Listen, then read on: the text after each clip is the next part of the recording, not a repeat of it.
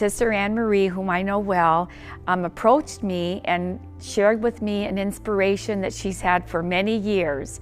And this is to have a pro-life sanctuary at Our Lady of Peace Retreat House in Beaverton for women and men to have the beginning of healing for their experience for the loss of their children through the evil of abortion.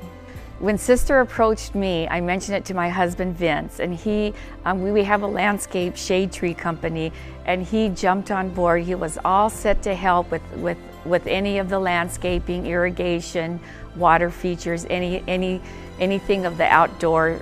He had his own ideas that we kind of had to morph into what was actually possible.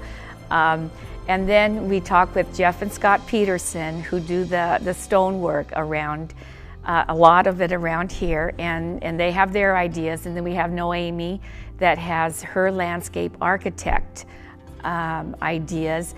And so after we sat down several times, and we had Michael help us out, who's a good development fellow, and he kind of organized us into what was possible, into what amounts we needed for this, for the beautiful statue, for the landscaping, for the structure itself. And so we've been meeting, and it's just been awfully fun thinking about this beautiful space that will hopefully get done sometime this year, if I know my husband. And and so we have a large amount of money that we need to raise, but we have a lot of people, especially with the Knights of Columbus, that have a lot of manpower to offer. And we have matching funds. You'll hear about that later on. And it's just going to be awesome for a wonderful outdoor space for healing. Sister Anne Marie and Sister Angela and I had the best time looking for a statue. Sister Angela and I kind of took over, and we found a Blessed Mother statue that has the child Jesus. They're looking at each other, and she has it cuddled up in her arms. And it's a beautiful facial expression of the Blessed Mother with Jesus looking up. And it's going to be a beautiful marble statue so that the weather elements will not affect it.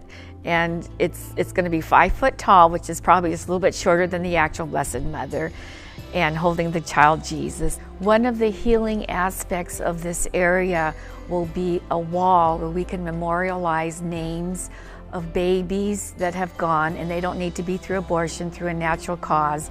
And if one of the ways that people work through their pain of however they lost their baby is by naming the baby.